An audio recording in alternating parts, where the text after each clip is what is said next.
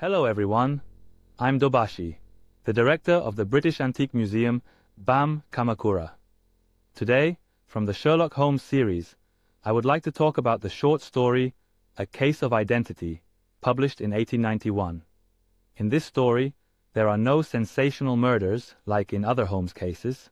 However, it is a very interesting work where we glimpse the greed of human nature. The client was a woman named Mary Sutherland. She had a good income of £100 a year from her own assets. She lived with her mother and her stepfather, Mr. Windibank. This new father was a young man, only about 5 years older than Mary. He strictly forbade her from dating men of her own age. One day, while her stepfather was away in France, Mary went to a ball. There she met a man named Hosmer Angel. They fell in love and got engaged. However, this man, Mr. Angel, was somewhat strange. He worked in a dim office during the day and could only meet at night, and all his love letters to Mary were typed on a typewriter, even the signature. Then came the fateful wedding day. Mr. Angel got into a carriage to head to the church. However, when the carriage arrived and the door was opened, it was empty. He had vanished into thin air. For the grieving Mary, Holmes set out to investigate. Holmes focused on the letters from Mr. Angel.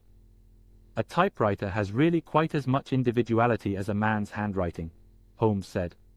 Looking at the print with a magnifying glass, the letter E was blurred, and the R was defective. Then, Holmes called a certain person to his room. It was Mary's stepfather, Mr. Windibank. Holmes compared a letter written by him with the letters from the missing fiancé. They had the exact same habits in the letters E and R. Yes, here is the truth. The missing fiancé, Angel, was actually the stepfather, Windibank, in disguise. His motive was Mary's money. If she got married and left home, the £100 a year would stop coming into the household.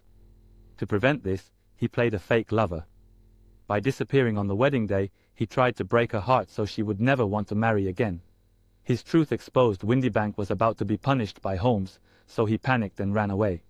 Holmes says, "Truth is stranger than fiction." It was a despicable fraud that exploited Mary's pure heart. The typewriter, a convenient tool of modern civilization, ironically exposed the lie. This was Dobashi, director of the British Antique Museum BAM Kamakura. No antique, no life.